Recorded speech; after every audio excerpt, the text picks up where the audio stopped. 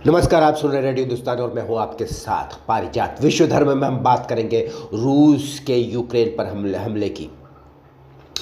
ये बेसिकली हमला है और हमला भी इस तरह का कि जो आमंत्रित किया गया है यूक्रेन के द्वारा।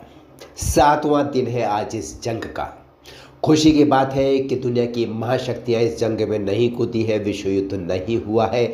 आगे ऐसा न हो जाए जिसकी संभावना 50% हाँ, 50% न है। ये एक ऐसी बेवकूफ़ी भरी जंग है जो यूक्रेन ने अपने ऊपर आरोपित कर ली है कि जैसे आप ये समझ लें आपका खूबसूरत सा एक बगीचा हो, फूलों का भरा हुआ, फुलवारियाँ हो, क्यारियाँ हो, उसमें बढ़िया बढ़िया फूल खिले हो और उसमें दो सांड लड़ने चले आए, एक सांड आपका हो और एक आपके पड़ोसी का हो, तो उस लड़ाई को आप लगातार चालू रखें और उसके बाद दूसरे पड़ोसियों से कहें कि आप भी हमारी मदद कीजिए, तो वो कहे कि जी हाँ, हम भी अपने सांड भेज रहे हैं आपके यहाँ लड़ने के लिए।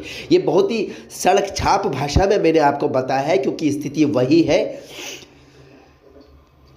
वहाँ के स्कूल, वहाँ की बिल्डिंग्स यूक्रेन के आज धीरे धीरे मलबे में तब्दील होते आते। एक पूरा शहर, वहाँ के कई शहर, खार्किव हो चाहे कीव हो, धीरे धीरे जो वहाँ की सभ्यता की निशानियाँ थी मिट्टी में बदलती जा रही। जहाँ से आई थी वो बिल्डिंगें वहीं पर ज़मीन दोज हो गई है, होती जा रही है। लेकिन सिर्फ बात ये कही गई है यूक्रेन की तरफ से कि हम युद्ध रोकना चाहते हैं। ये नहीं कहा गया कि हम आपकी बात मानकर युद्ध रोकना चाहते हैं। युद्ध रोकने की मांग तो की गई, शांति समझौता नहीं दिया गया। शांति समझौता का तरीका, समझौते का जो बेसिक रिक्वायरमेंट है, जो आधारभूत आवश्यकताएं हैं, वो ये कहती है कि आप जो आपको के ऊपर जिस व्यक्ति ने आक्रमण किया है उसकी बात मान लें और अपने देश के लोगों को, अपने लोगों को, अपने परिवार के लोगों को उस हमले से, उस क्षति से बचाएं जो अनावश्यक है। यह युद्ध अनावश्यक है,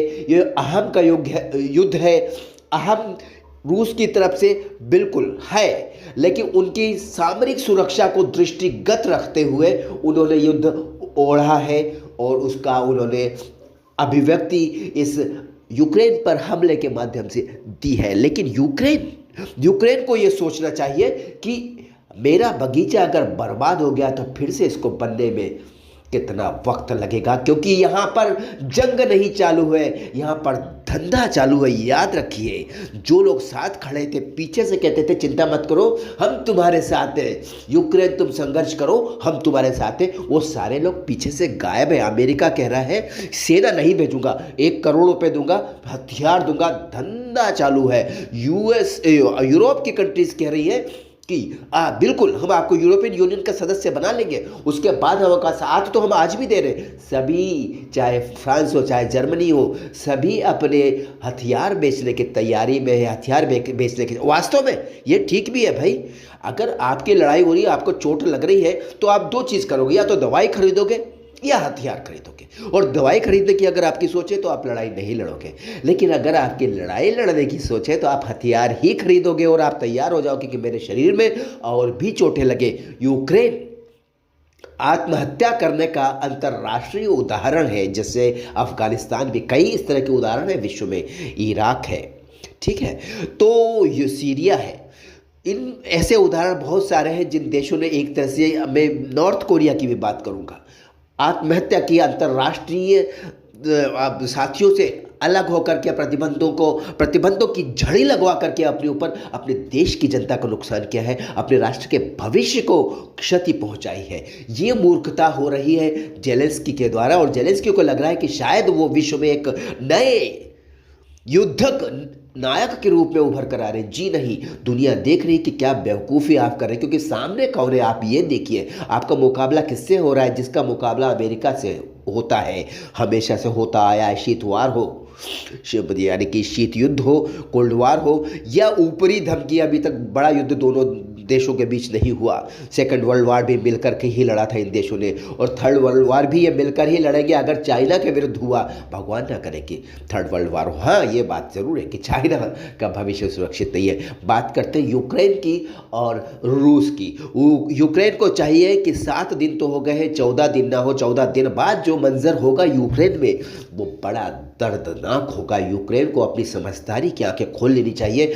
बड़ा दुख है, ये धंधा चालू है हथियार बेचने वालों की तरफ से, और ये धंधा चालू है न्यूज़ बेचने वालों की तरफ से भी। दुनिया का मीडिया भी ये बात नहीं कर रहा, चाहे हिंदुस्तान का मीडिया हो चाहे बाहर का, ये नहीं कह रहा कि युद्ध बंद किया जाए, युद्ध बंद किया जाए। देश के बड़े लोग, दुनिया के बड़े लोग सामने खड़े होकर दोनों से मांग करें कि भाई युद्ध बंद कीजिए।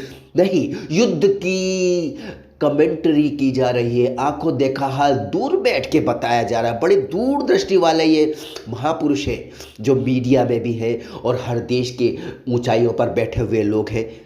युद्ध रोकना आवश्यक है, क्योंकि इस युद्ध के कई दूरगामी परिणाम सामने आएंगे। उन दूरगामी परिणामों पर मैं एक अलग से आपसे बात करूंगा। लेकिन फिलहाल से ये सिद्ध ज़रूर हो रहा है कि अगली बार किसी ने रूस के खिलाफ इस तरह की कोई हिमाकत की तो रूस उसे क्षमा नहीं करेगा और दुनिया में कोई उसकी मदद के लिए खड़ा नहीं होगा। हालांकि मैं रूस को गलत नहीं ठहरा रहा, रूस की अपनी आवश्यकता है, उसकी ज़िद भी है। अगर तो ज़िद के पीछे भी कोई आधारभूत कारण है, पर यूक्रेन की बेवकूफ़ी भरी ज़िद के पीछे कोई कारण नज़र नहीं आता सिवाय इस बात के कि हम तैयार हैं आत्मविनाश के लिए, जिसे हम हाराकिरी जापानीज़ भाषा में और हिंदी में आत्महत्या कहते हैं। फिर मिलता हूँ आपसे विश्व नीति, विश्व धर्म पर बात करने के लिए। तब तक करते रहिए काम और सुनते रहिए रेडियो हिंदुस्तान। नमस्कार।